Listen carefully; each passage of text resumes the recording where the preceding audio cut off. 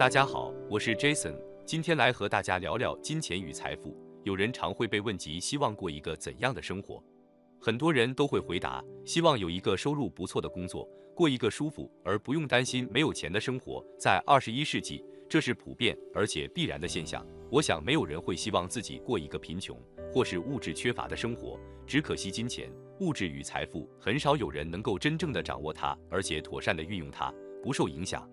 所谓人心不足蛇吞象，人性有很多善良敦厚的一面，往往在追逐金钱的游戏之中消失殆尽，最后落入贪得无厌、无法自拔的深渊。我们往往认为拥有财富可以满足自己很多需求，可以用金钱换取很多经验，可以获得物质上的享受。也有人更认为有钱比较有价值，也同时比较有社会地位，而低收入者在社会上往往是被忽视的。相反的，也有人认为拥有财富是一种罪恶，应该将财富分予众人，因此赞美贫穷，认为穷人是值得同情与照顾的。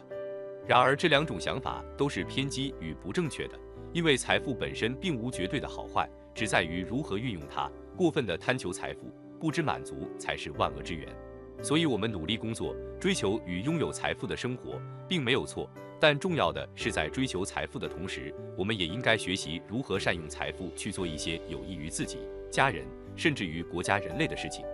相反的，人生不如意十之八九，如果不能拥有满意的财富，我们也不应该有厌恶贫穷的心态，而应该要让自己过得简朴自在，因为贫穷和简朴是不同的。厌恶贫穷的人，可能内心充满了不平、怨恨、自卑，而简朴却是超越物质拘束之外，内心知足常乐的一种生活智慧。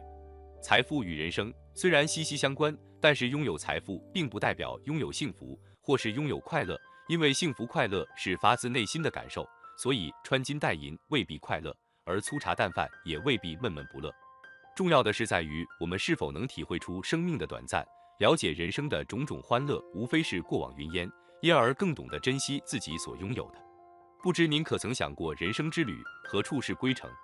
我们将来往生后又将要向何处去？有一首歌的歌词是这样的：开着好车怕人偷，娶个娇妻怕出墙，住在高级房屋难打扫。此歌虽风趣，但也点出世人在不知不觉当中已成为车奴、房奴、股票奴，而忽略了生活的智慧。久而久之，在与亲人朋友相互夸耀自己财富名望的同时，却也造成了日无好眠、食不知味的庸碌生活。这种的人生其实才是贫穷的人生，不仅穷，而且穷得可悲。有一次在朋友的家里，发现他在墙上贴了一幅自己写的书法，不仅他的字写得很漂亮，我觉得里面的文字更有意义。钱可以买到房子，却买不到家；可以买床，却买不到睡眠；可以买钟，却买不到时间；可以买食物，却买不了胃口；可以买书，却买不了智慧；可以买到地位，却买不到敬重；可以买药，却买不到健康；可以买保险，却买不了安全；可以买血，却买不到生命；可以买到性，却买不到爱。钱非万能，人生真正的财富是一种知足常乐的智慧，随心所欲，怡然自得，不为外物所限制，更不被自己的内心所蒙蔽。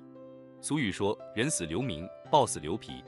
金钱乃身外之物，我们死后也带不走，唯有人生在世所留下的思想与精神才可以永垂不朽。想想古今中外的先圣哲人所留下的，不都只是精神与思想？有谁能真正拥有永远的财富呢？好了，今晚的节目就到此告一段落，我们期待下次再相会。喜欢我们频道的朋友，欢迎留言，我们都会认真解答与回复。最后也请各位朋友给予鼓励，点赞与分享，您的支持与鼓励是我们努力与进步的最大动力。谢谢您，晚安。